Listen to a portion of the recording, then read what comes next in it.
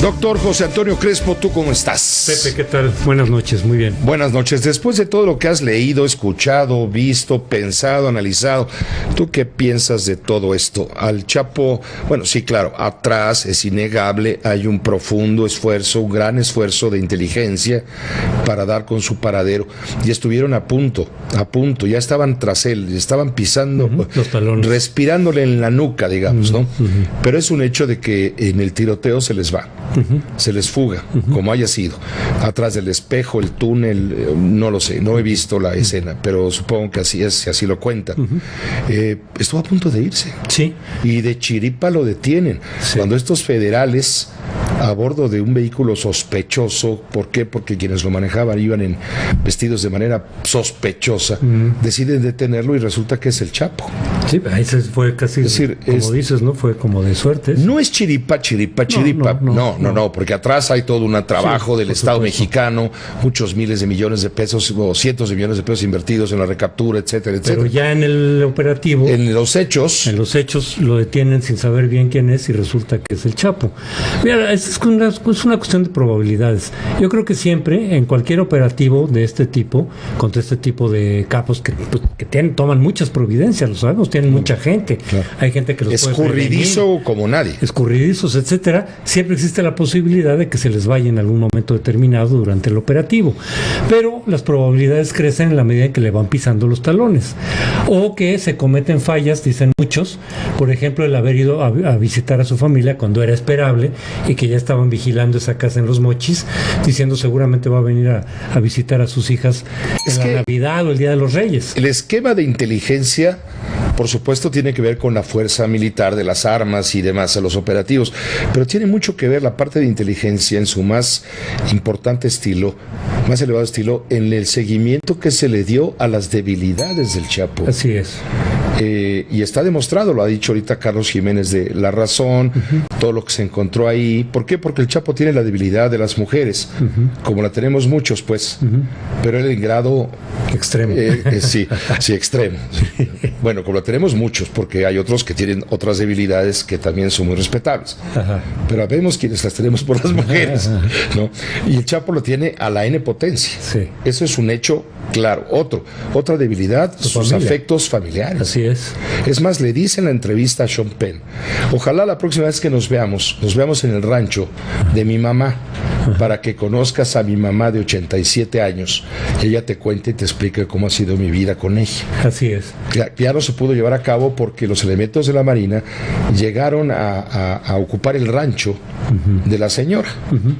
Entonces, evidentemente, pues no es oportuno que el Chapo se presente, ¿verdad? Sí, y el operativo en donde estaban, se supone que a raíz de la entrevista que tuvieron, bueno, el encuentro que tuvieron con Sean Penn y Kate del Castillo, que estuvieron también a punto de agarrarlo, que lo ubicaron en la Sierra de Durango, y también se les fue lastimado, etcétera. Pues esos operativos siempre tienen un margen de error o de fracaso. Claro. Pero si van pisándole los talones, en algún momento la probabilidad de capturarlo se incrementa y entonces ahora, ya queda claro, el gobierno mexicano, a través de las fuerzas de la seguridad nacional, en ningún momento dejaron de tratar de recapturar al Chapo.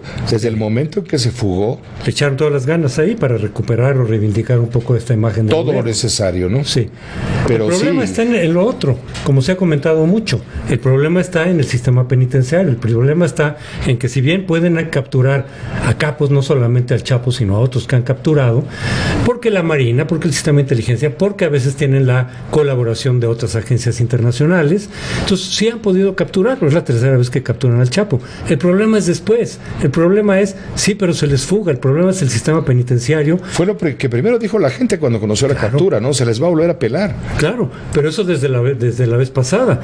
Es decir, desde que se capturó por segunda ocasión al Chapo, surgió inmediatamente el debate de qué hacer. Que se extradite para que entonces ya el gobierno mexicano cumplió, y sabemos que las probabilidades de escape en Estados Unidos son infinitamente menores, no son del 0%, pero son mucho más complicadas. Pero está en ese momento el gobierno mexicano está demostrando que privilegia el Estado de Derecho. Sí. Es decir, no es un arranque de que el presidente dice que se vaya. No, desde luego. Ya nos lo dijo el responsable responsable de la PGR en ese sentido. Sí, en este caso, incluso si la decisión del gobierno termina por ser, como creo que va a ocurrir, por extraditarlo, tiene que cumplir efectivamente los plazos legales, los trámites que se pueden llevar. Tome el tiempo que sea. Como nos dice el gobierno, un año, ¿no? Por lo menos, dicen. Sí, no, de acuerdo, pero aquí es el debate sobre la decisión, porque la vez pasada se decidió no extraditarlo. Incluso Murillo Karam dijo sí, dentro de 300 años, cuando primero cumple aquí toda su condena y entonces ya veremos. Pero hay razones, hay razones para ello. Hay razones para una posición y la otra. Pues así es. ¿No? Es defendible una y es defendible la otra. Sin embargo, el punto, a final de cuentas, de quienes hemos estado en favor de la extradición desde la segunda captura del Chapo es el sistema penitenciario no funciona, está lleno de túneles, no solamente el túnel físico, sino túneles de la corrupción, de que es muy vulnerable, de que ya habíamos visto cómo se había escapado en la primera ocasión. Entonces, la cosa era, se les va a volver a escapar, y muchos dicen, no importa, hay que reafirmar el Estado de Derecho mexicano, la soberanía, y en esta ocasión lo que pasa es que los argumentos frente a Estados Unidos, ¿cuáles son? Si se nos garantizó a todos, tanto norteamericanos como mexicanos, en la segunda captura del Chapo, que no se iba a escapar, entonces ahora dices, bueno, pero pues es que ustedes nos dijeron eso, y no es que las cosas hayan cambiado en el sistema penitenciario de 6 meses ahora. Si ahora no se escapa por el túnel, se podría escapar de otra manera. Nos están diciendo, seguramente con razón, que el esfuerzo que va a poner el Estado mexicano para que no se escape el tiempo que vaya a estar aquí, de nuevo en el penal en el altiplano, no se vaya a escapar.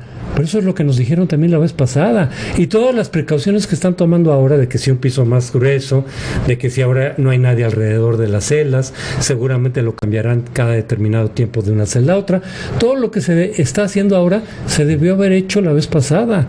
La pregunta es ¿por qué no se hizo? Si eran los protocolos de seguridad, si ya se sabe que puede haber esa posibilidad de escapatoria, ¿por qué no lo hicieron?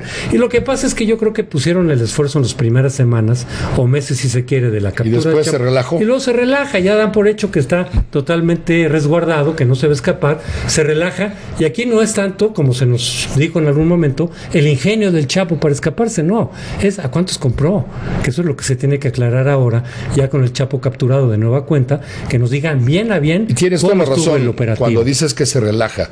Había una persona, turnos de personas las 24 horas del día pendientes, solamente pendientes de la celda del Chapo a través de cámaras de video. Pero el señor que opera ese sistema de vigilancia, pues es un ser humano. Y seguramente se quedó jetón, como dice Oscar Holguín. En el mejor de los casos. En el mejor de los casos. A lo mejor se quedó ahí o se puso a jugar cartas o vamos a pensar de manera ingenua que no es malvado ni perverso, que no hubo una lana para que se volteara para el otro lado. Vamos a suponer que no se corrompió. Simplemente se durmió. Se quedó, como dije hace un ratito, ¿no? Sí, dormido. Dormido, ¿no? Lo que pasa es que es muy increíble que haya sido solamente eso, porque había las cámaras del penal, estaban las del CISEN, el ruidero era impresionante, se dijo que no había audio. Es que todo el mundo está sordo en Almoloya. Sí, pues, o sea, en realidad fue dinero que llegó a altos niveles, adentro y fuera del penal. Eso es lo que ya no puede volver a pasar mientras el Chapo esté aquí, y eso es lo que se nos tiene que aclarar, porque la investigación de cómo se fugó el Chapo fue muy mediocre, fue muy a medias.